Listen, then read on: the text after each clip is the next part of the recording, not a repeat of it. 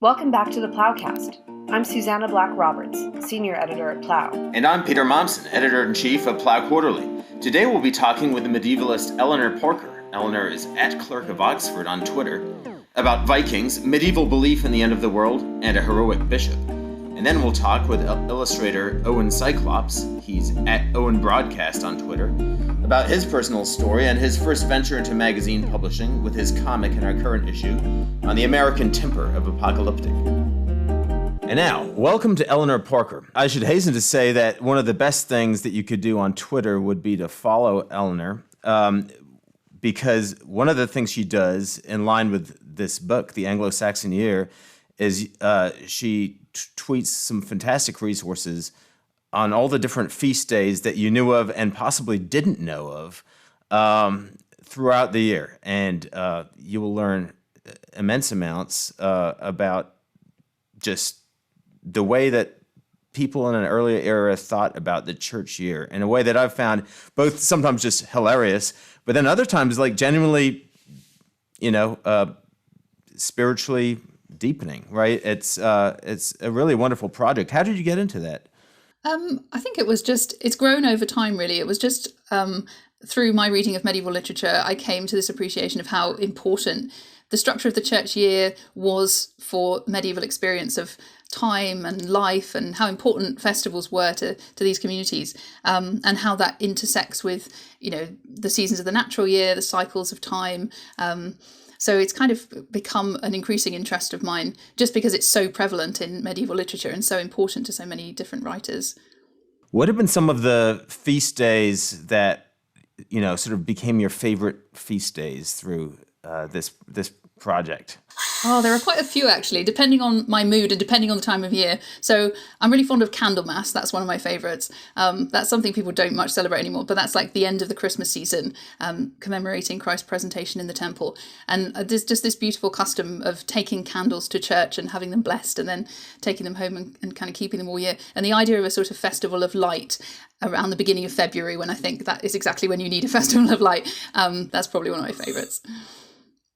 In your article, which ties in, I guess, a little bit in the sense of, looking at life from a different view, from a kind of foreign cultural view, you're writing about an Archbishop of York who's speaking to a very troubled congregation in the year AD 1014. Who is this Archbishop Wulfstan? We kind of first know about him when he comes to prominence as Bishop of London in 996, so right at the end of the 10th century. And then after being Bishop of London for a few years, he became Archbishop of York and Worcester, which made him kind of the second most important ecclesiastic in the land. So he had a kind of a prominent role in public life and in political affairs, as well as obviously as in church affairs as well. One reason that we kind of were so eager for you to write this piece, we wanted a piece that would get back inside the heads of people who thought the world might be ending a long time ago, sympathetically, not in the sense of, oh, those foolish people thought the world was ending and it didn't, but rather, what were they really thinking? And you get the sense that people in England around the year 1014 had ample reason to think the world was ending. What was going on? This was a time in which the circumstances of England in this time were kind of so dire that it really did seem that things couldn't get any worse.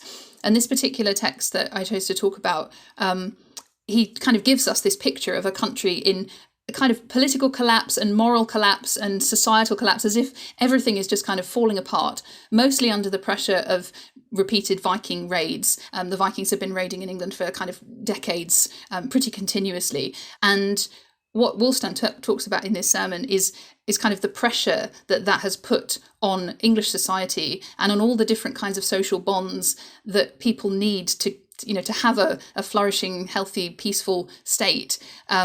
All of that stuff is just kind of being put under a kind of unbearable pressure. And he thinks about that very much in apocalyptic terms, that, the world must be getting close to its end now because things are just so bad that, look around you is kind of what he's saying. This is recognizing the signs of the time, seeing just how bad things really are, is just about reckoning with reality, about acknowledging and admitting just how bad things are, and then asking, well, what should we do about it? He actually says kind of almost nothing about the Vikings, even though that's the ostensible threat. What he's really concerned about is what that threat is doing to English society kind of from the inside. And he talks about this sense that just people have kind of given up on their obligations to each other, whether that's their duty to family members, to members of their community, duty to the king, duty to the church, all the kinds of different obligations that he thinks people ought to admit and acknowledge and kind of live up to. They're turning away from, partly out of fear, partly out of sin and greed and pride and lust and all kinds of other sins which are sort of running rampant as these social bonds which are meant to contain them are sort of breaking down.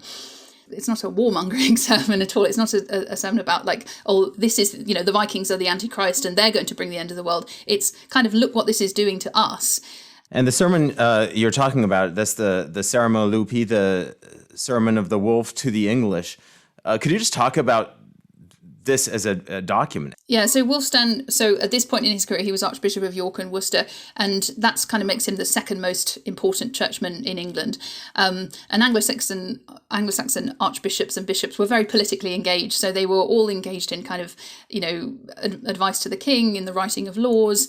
We know that he was a close advisor to King Ethelred, and he was sort of trying to get his ideas across to the king and his other councillors. One possibility is that it was preached directly to the most powerful people in the kingdom, so the king's advisors, the Witan, and that it was kind of meant to change their hearts and minds, and that they were meant to kind of implement what it's saying. Do you have a kind of favorite passage from it you'd be able to read?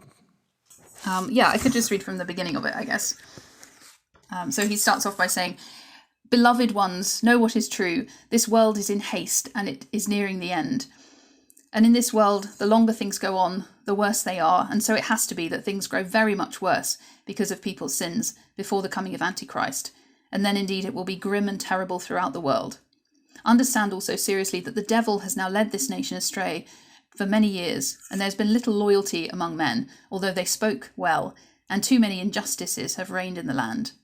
And there were never many people who considered the remedy as eagerly as one should.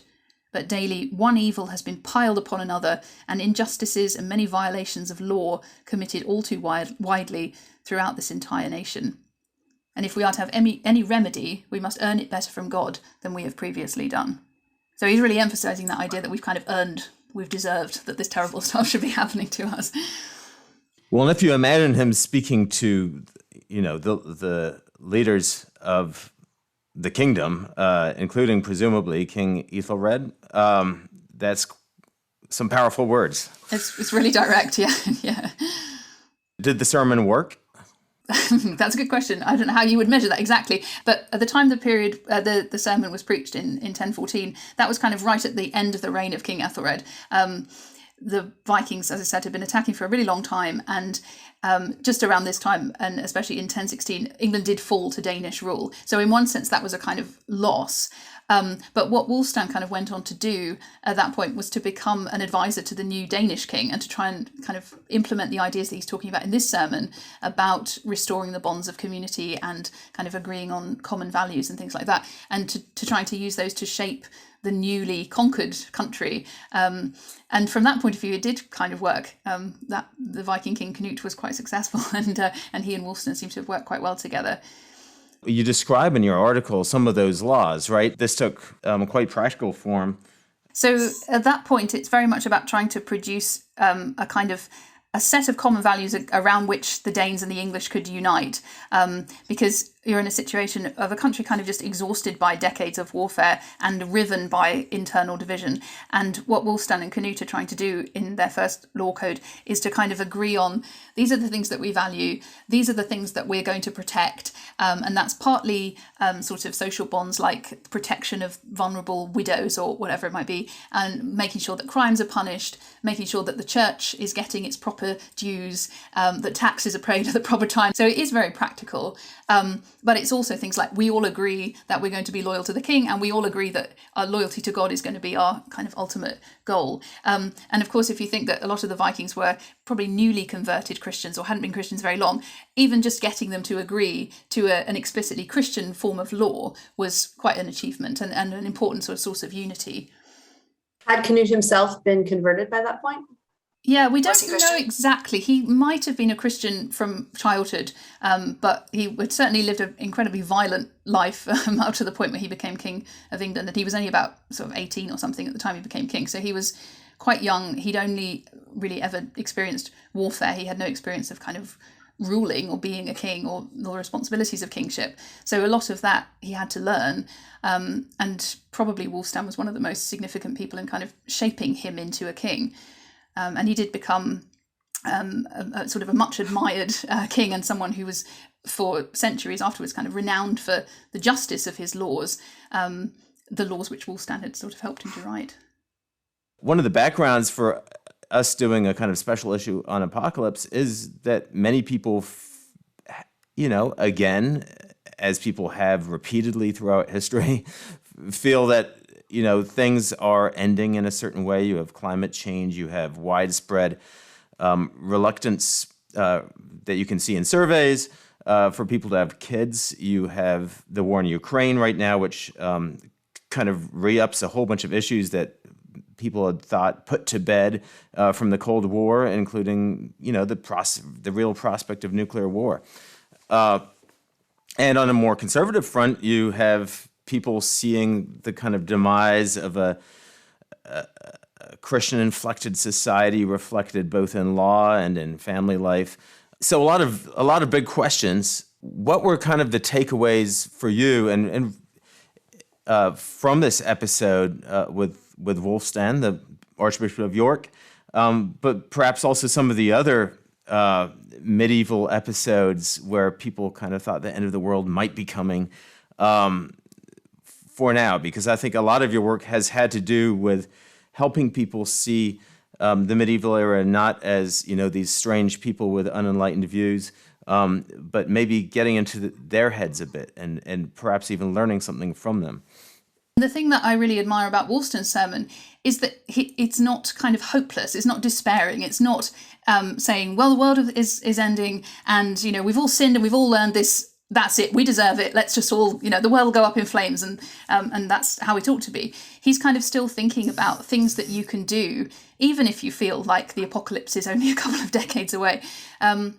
It's like there are still things that matter and still things that are worth doing, even though they don't stave off the apocalypse. They aren't going to kind of keep the darkness away, but they are sort of still valuable and worthwhile and still important because they're right in themselves, as he sees it. These, observing these duties to God and to other people, it's the right thing to do.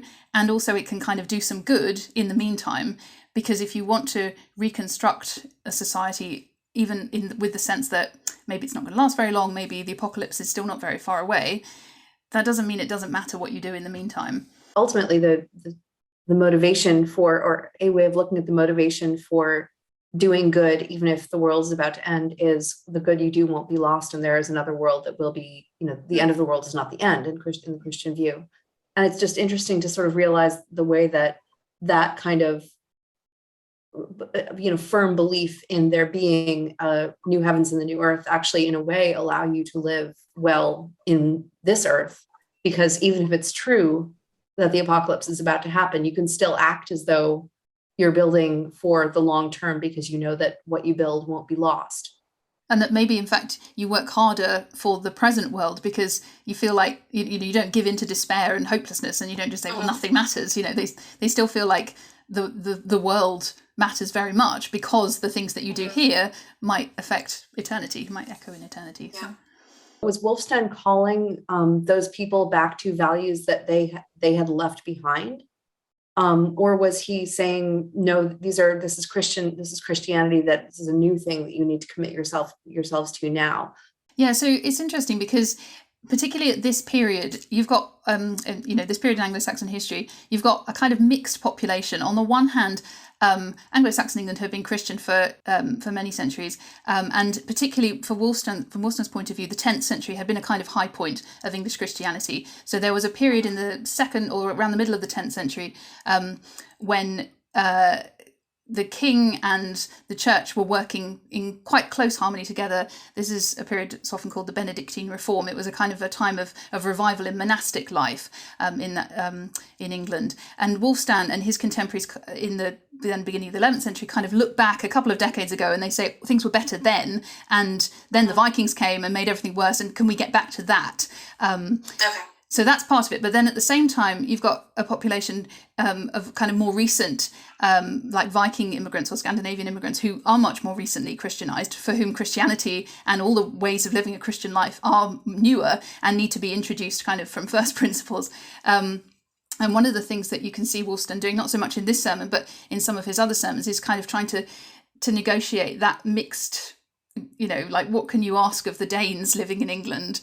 Should they maybe just be allowed to make their own laws, or should they be asked to be subject to the same laws as the English Christian population, of whom you can kind of hold them to a higher standard? So it's quite a difficult situation in some ways.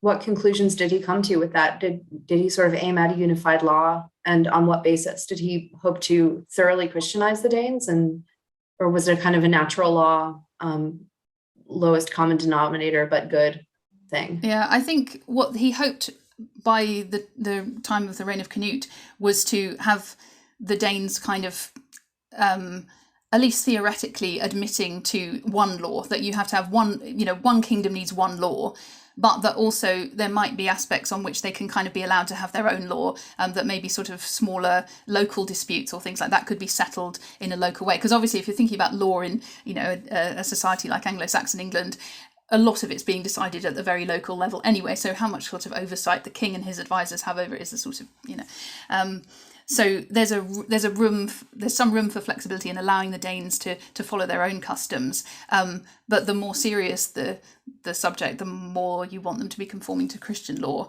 And certainly he's quite, whatever kind of law they practice, as he sees it, ought to be Christian. It shouldn't be a heathen kind of law. He tries to outlaw heathen practices, and outlawing that is part of what he thinks the law should be able to do, stopping people sacrificing to pagan gods and things like that. Can you talk about the concept, I guess it's troth or truth, getrotha? Can you talk about that as a kind of basis for public life or for personal conduct? Yeah, it kind of links together things that we don't necessarily connect, I think, because it's about truth in the broadest sense. So it's personal integrity and an individual's obligations to the people to whom they owe loyalty. So whether that's your parents or your spouse or your children or wider members of your kin group, it's that sense of your integrity and your but also loyalty within a society between different social groups. So that might be between a lord and his followers, or between the king and his people. And then, of course, also the truth that all Christians owe to God, who is the ultimate source of truth. So it's like all of those things are kind of connected with each other. And all of it is kind of part of truth. And a break in one aspect of that web is kind of a threat to all of the peace and security of every other obligation, I suppose.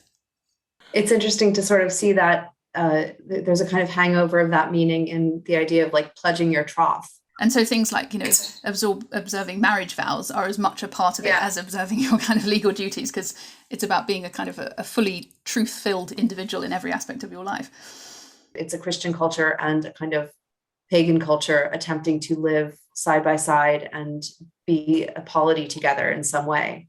And it's very hard not to see that as, something like what's going on now. How do you, in your work, how do you like make use of those ideas? Like, do those ideas come up for you, and how do you kind of like negotiate not being too charmed by them while still maybe allowing yourself to think about them? Yeah, I don't know. I guess the question is, if we think about what is going on in, British and American society in terms of a culture war, like what is it people are actually at war over? And I think one of the things that Wolfstone really emphasizes is the importance of having things that you can agree on in a society, even if you don't agree on everything. There have to be sort of shared values. And I feel like one of the challenges of what's become culture war kind of discourse is the fact that people don't agree on anything. They can't find common ground anywhere. And that there's a sort of almost like a desire to avoid finding common ground, like a resistance to finding any place where, okay, we can agree on this much, even if we don't agree on everything. So I think that emphasis on sort of trying to find unity, in, for instance, trying to bring the English and the Danes together and trying to agree on at least we'll have one king, or we'll have one law or something, we'll have one thing in common, even if we don't conform our lives to each other in every other aspect. It's kind of the opposite of a culture war, I suppose. Yeah. The Anglo-Saxon kingdom in which Wulfstan was working as bishop was in its last decades at the time he made his sermon, right? Of course, he died before 1066, but how does that kind of make us look back at this period differently? How much of his England survived into what became English history later? Yeah, it casts an interesting kind of shadow back over his time, I suppose, that we know, the Anglo-Saxon state wasn't going to last much longer.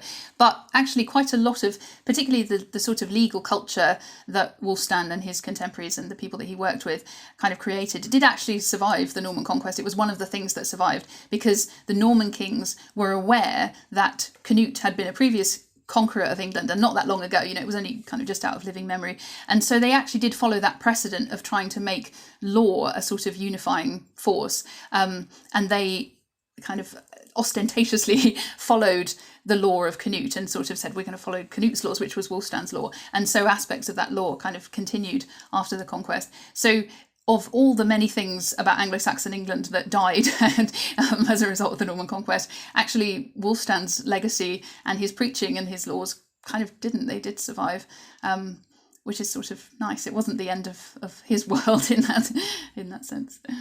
That's amazing. Can you talk about what the kind of character of that law was? Like, in what way would it have been different from the law that prevailed among the Vikings in their homeland, or that they would have preferred? I suppose the difference to a Viking law was that it was, absolutely Christian. So that, the observation of things that we would consider to be more like kind of private, I guess, or sort of church-oriented Christian practices were part of national law. So things like the observance of feast days, paying tithes to the church on particular days, observance of fasting, what support for the church and priests and monasteries and so on like that is kind of written into the law itself. So we started off talking about the importance of feast days, and the very fact that you can kind of lay down, like Wulfstan does in this law, like this is the day on which everyone will be fasting. We're all going to keep 18th of March is the feast of St. Edward, or something. Obviously Viking law didn't observe Christian feasts. So that aspect of kind of trying to associate that with the other aspects of law, like punishment for theft or whatever it might be, suggests that all of those kinds of things are integrated. And for Wulfstan, that's really important. I think that sense that like church law is kind of not optional. It's not a private matter. It's something that's a matter for all of society. Is there, obviously our kind of like stereotype of what this kind of thing would have been about was bringing of something like what we might think of as Christian gentleness into Viking culture. Is there any truth to that in from a legal perspective? Yeah, in one sense, in that a lot of it is kind of about trying to prevent people taking the law into their own hands, I suppose. So trying to prevent, say, the feuds that are quite common in pre-Christian Viking culture, where essentially punishment for a crime is up to the family of the victim, and they are entitled to kind of take the punishment as they want. So part of these sorts of law codes is about almost like taking that personal element out of it, saying it's, if a wrong is done to a member of your family, you're not failing in your duty to your family if you agree to, say, like, for money to be paid rather than for violent revenge to be taken. So that's part of it. I think it's, it's kind of trying to give a more Christian structure to things like settling disputes and wrongs, rather than just allowing people to kind of do it as seemed best to them. Well, this has been wonderful. Thank you very much. Great, thanks very much. Nice to talk to you both. So, welcome to Owen Cyclops, which is not his real name. He is a Christian illustrator living in the woods with his dog and his wife and his baby. You may know him from Twitter, which is definitely where I first ran into him, and where is probably the best place to kind of hunt him down. He's also got a new book out called Channel One, which I actually got for my then fiance, now husband, for Christmas, and which I cannot recommend enough. One of the reasons that you're on here is that you have a piece in our new Apocalypse issue, which I kind of felt like I'd been wanting to get you to do some kind of cartoon for us for a while, and just the Apocalypse issue seemed like really kind of a perfect intro to Owen for our readers and perfect topic for you. And it was also, you also focused kind of pretty strongly on the American aspect of it, which is one of your recent kind of more intense interests, like the history of American Christianity and how America kind of puts its own spin or own energy behind the more universal Christian teachings. Do you want to talk about that? Like, how did you get to that question? So I became Christian, like I said, a while ago now. And when I first entered that world, I thought, okay, which group do I sign up with? I guess I have to sign up with a group or something. Maybe I don't. And it's kind of funny if you imagine someone like me having grown up not Christian and also in a place and environment where that would be a very weird path for my life to take. I had all these questions that were now suddenly very important, but who do I ask? Because everyone has their own view. Is the Pope the person I'm supposed to be listening to? Or do I join this like Lutheran church down the street? Like, what is that about actually? So because of that, it necessitated me basically going through all of Christian history and building up my understanding of that whole story as a whole. I realized I had the biggest gap in America, the 1800s, basically from the Reformation and Pilgrims leaving to Pentecostals and 1900 American Christianity. And I thought, well, that's weird. I'm American. I've always been really interested in this little world, different groups popping up, to put it lightly. And yeah, information-wise, that's been my main focus for about a year or two now. Have you come to any tentative conclusions? Are you still in sort of seeker mode research mode for that? I wouldn't say I've drawn any conclusions, but I have learned a lot. It's definitely illuminated a lot for me about America. The American character is sort of unique. I guess every country has its own unique character. How the history's played out, and then my own spiritual inclinations. Yeah. Describe your conversion, or like how you got to the Christian thing and from where. I was raised not religious. My parents never talked about God or anything like that. I kind of had the normal conception of religion just being superstition. And when I went to college, I got like really depressed. And for some reason I had this instinct of, there are all these old books around. People must be keeping them around for some reason. I'm going to find the oldest book I can and read it and just see what it says. And I think I actually took my computer out and just Googled what is the oldest book. And it came up as the Tao Te Ching, which is a book of Chinese philosophy. And I read it and I thought, wow, I thought religion was like extra stupid, but actually it's this whole other way of peering into this aspect of life that I never realized.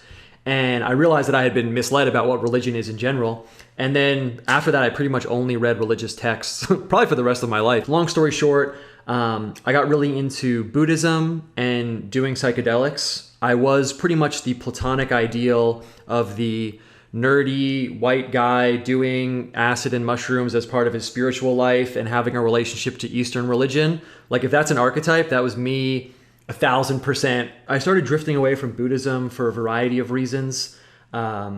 Mostly, it wasn't really anything about it being incorrect. I started asking questions that, in my opinion, Buddhism isn't focused around. Those two things mostly being, where did the universe come from? That's part of, who made the universe, that kind of thing. And why does evil exist? Sort of the classic theological questions. Actually, in Buddhism, there's a list of things called the 4 imponderables. It's 4 things that Buddha said, basically, don't think about this. It's not going to help you get enlightened. And where the universe came from is one of them. So I started getting obsessed with these questions, and my boat started drifting further and further away from that island. And then eventually, I couldn't see the island anymore. So I was like, okay, now I'm out here by myself. I thought, I really need some outside force to like help me and guide my life. I thought that I could drive this car myself, but I really can't. I was actually sitting on my bed and I kind of laid out everything I thought. And I was like, wow, that's like really close to Christianity, what I'm describing. Even like, God having some way of like interacting with the world because he cares about humans. And it really kind of weirded me out. And that was like the seed planted that eventually grew into me identifying with it and saying, yeah, this is actually my spiritual path and I think this is real. That's the shortest possible version of that tale. That's fascinating.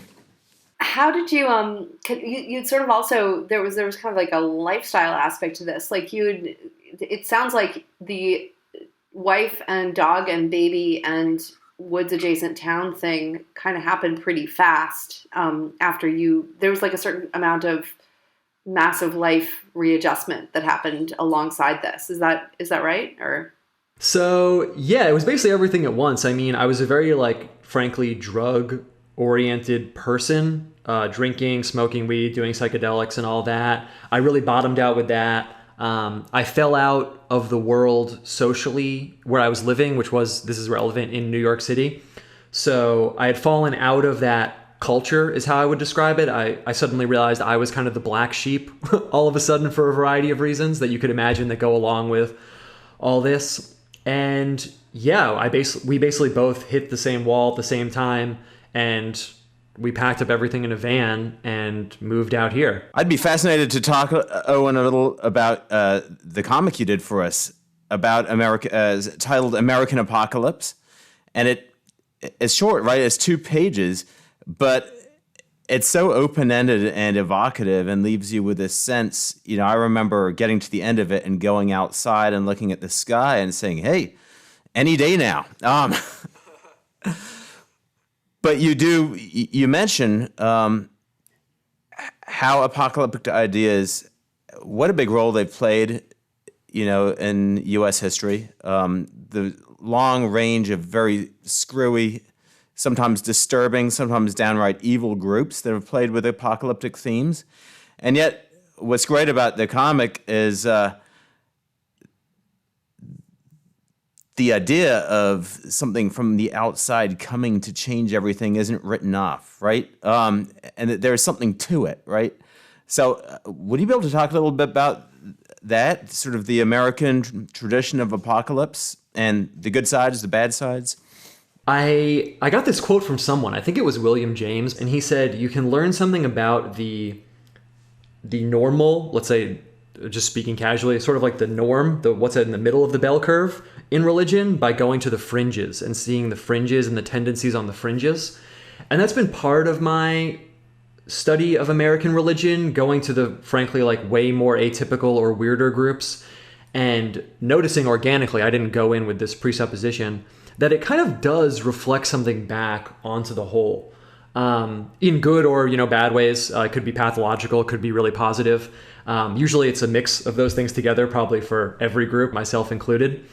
It's almost like if you took some of the ideas that were present in the Reformation and just slammed it to like 200 miles an hour, it kind of makes sense that America got to certain places. You have a group together and you're like, well, we can communicate with God directly. We don't need the church. We don't need these priests. We don't need all this stuff. And then eventually you get some guy in the room who's like, well, why do we even need the Bible? If we can just talk to God directly, we don't even need scripture or anything. And then everyone else is like, whoa, pump the brakes, buddy. But that kind of taking a premise and it accelerating maybe a little bit too far for some people, let's say, is part of what I find really interesting about it. Now we have this new continent open and people are free, kind of in my opinion, almost for the first time, really in a way, to do what they want and think what they want, again, whether that's good or bad. So anyway, that all kind of comes together with the apocalypse because it's this imminent sense of urgency. Where are we going? What are we doing? And I think for whatever reason, American spirituality often does look down the road towards this, okay, but if Jesus is coming back, shouldn't we be ready for it? It's really going to happen. I also just think that, because I realized that's kind of where I started answering that question, is that, yeah, it also relates to the American psyche for me in a way. I touched on it in the comic for a second, but there also is something about the American spirit that, whether it's real or not, feels like it just broke free of these chains. And I think that contributes to the kind of like wild, energy that's present in it, kind of a paranoia, like maybe the chains are going to come back. And then that paranoia bleeds out into revelation, prophecy. There's a whole history of people, having visions to a pretty crazy extent. I mean, like almost normalized, like, hey, did you go to church on Sunday? Did you have a vision or something? Like, yeah, I did. Let me tell you about it. How do you think about the contrast, or like the question of, is there the sort of the universal nature of the Christian message? Like, obviously Jesus is for everyone. The gospel is the same everywhere. But it's inflected. It sounds to you, how do you sort of understand Christianity in the context of thinking about it in these more culturally specific terms? Yeah, it's only something that vexes me literally every moment of my life. Literally, no exaggeration. It's so interesting because you pick up the Bible and you say, okay, well, I'm just going to read this. I mean, I'll just see what it says. But for me, then suddenly you're 1,000 miles down the road in like weird academic philosophy world, because that inherently entails the historical lens that you're interpreting it through. Also, what do these words even mean? And also, when this person wrote them, what did they mean by them? Do I need to become a scholar of like the time and place this was written to understand this? Well, no, that can't be the case. And then what if I do that, and then that scholarship conflicts with what everyone else thinks the message is? And surely God didn't want everyone to get a PhD in every time and place that the Bible was written in to understand this very simple message, right? Someone might say, well, you actually can't even pick this up and interpret it yourself, because that's not how it's supposed to be. Jesus didn't write the Bible. He left you a church. You're supposed to go to the church, and the church can tell you what it means. How did you, so you are baptized at this point, yeah?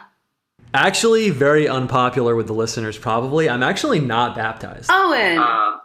Yeah, I know. Well, it's interesting because the thing is that, dude, honestly, some people don't know me here. Obviously, maybe most people. So this has actually been kind of like a very big obsession of mine, because, yeah, like I've thought about going down the street to some like Baptist church or whatever and just doing it one weekend, but I kind of feel bad because I'm not like a part of that church. So everything I'm talking about isn't like theoretical. That's also part of why it's interesting. Like sometimes when I talk about this with people, it's on a very like theoretical plane, but I'm like, no, I actually like need to figure out where I'm like taking my baby like to church like this weekend, like right now.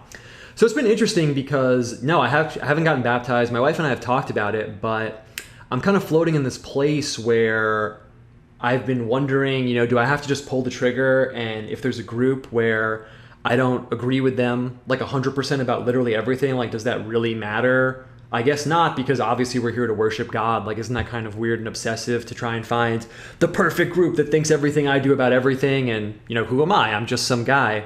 But then the flip side of the coin is, so do I just arbitrarily like drive to the church closest to me?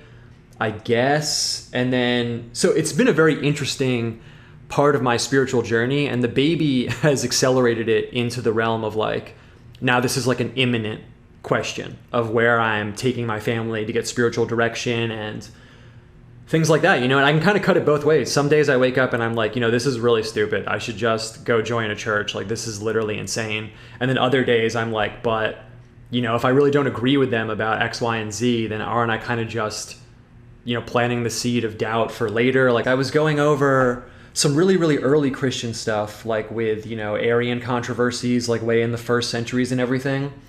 And I found some letter or something where I didn't know we were going to talk about this, so I didn't pull it up. But I think it was some bishop like in Egypt writing to some other bishop who was like really pumping like, the cracking down on Arianism stuff. And it was interesting because the guy was presenting it as the bishop was saying, look, like you don't need to be like doing this and like making sure that everyone thinks like doctrinally the right X, Y, and Z way. Like, that's not how it's supposed to be. And like, you should just drop this whole thing. And it was so interesting because like, yeah, he's just some random guy. But like, it's interesting because it's like, it raises the question of like, well, does everyone agree with like literally every single thing for every church they go to? And like, what does that mean? And who has the authority to tell you what to believe? And then that ropes back into the whole American thing of like, no one's going to tell me what to do. So it's a crazy interesting topic. It's really fascinating on like every level, all the way from the bottom all the way up to the top. I just hope you keep posting about how you're thinking about this, because I just enjoy the way that your mind works. And Also, it's going to be annoying for you to post about what you think about this because all of your followers are going to be trying to recruit you for their... And so, I don't know, just keep doing it anyway. At some point, I don't know where exactly you are, but like, I think you would get a kick out of visiting one of the Bruderhofs, so the Bruderhof is the group that publishes Plough, which I am very much not a member of, although I'm very much a fan and kind of adjacent to.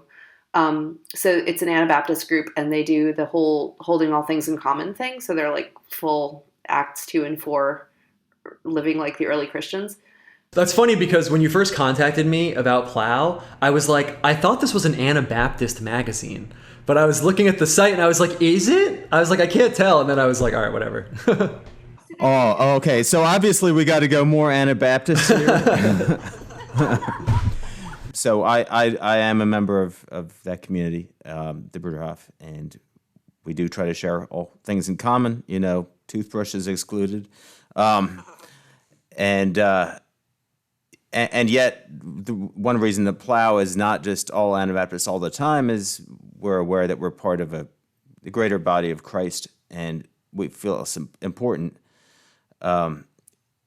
maybe more important because of this whole church shopping phenomenon you mentioned, this consumerist approach to Christianity, which so much goes against what the Holy Spirit was starting at the first Pentecost.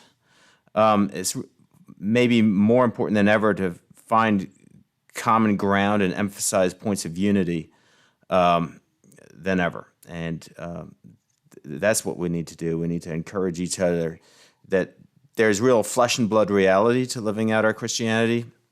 There's places you can see it, and it's not that the doctrinal differences don't matter. They do, but from an Anabaptist point of view, they matter a lot less than how we're living our lives as brothers and sisters, trying to follow Jesus, trying to do what he says in the Sermon on the Mount. And so that's really where Plough comes from, which is why, Susanna and I can have our Anabaptist Anglican fights from time to time on this podcast. Yeah, well, it's so interesting, the community thing. For 90+% of my life, I mean, like, my religion was just something I did in my room alone with some books, like literally, like no exaggeration. So the idea of other people being involved in my spiritual life and having a community is really interesting and strange. I've come around to seeing why it's essential, obviously, over time. But for me, spirituality and like being alone were like tethered together intimately for essentially all of my spiritual life. If someone asked me, what's your spiritual life? I'd say, well, there's my bedroom and I read stuff in there alone. That's basically it. Right, and Christianity kind of explodes that, doesn't it? Because you have this communion of saints, and then you have to start dealing with them. Yeah, exactly. Well, thanks a lot, Owen. This has been a really great conversation. And if you're ever up in New York State and want to, come and see some Anabaptists, you'd be very welcome up here. Yeah, I should do that, man. On my end, if anyone's interested in checking out my stuff, what I do, Twitter is the main hub. It's at Owen Broadcast. I'm on other platforms also, like Instagram, Tumblr. I'm on pretty much every platform, just getting my stuff out there. It's all at Owen Broadcast. I have my website, owencyclops.com. And yeah, I just released a book in December. It's called Channel 1. It's on Amazon. If you came this far, I would suspect that you would find it enjoyable in some way. But yeah, man, thanks for having me on. This was really fun. Thanks for listening.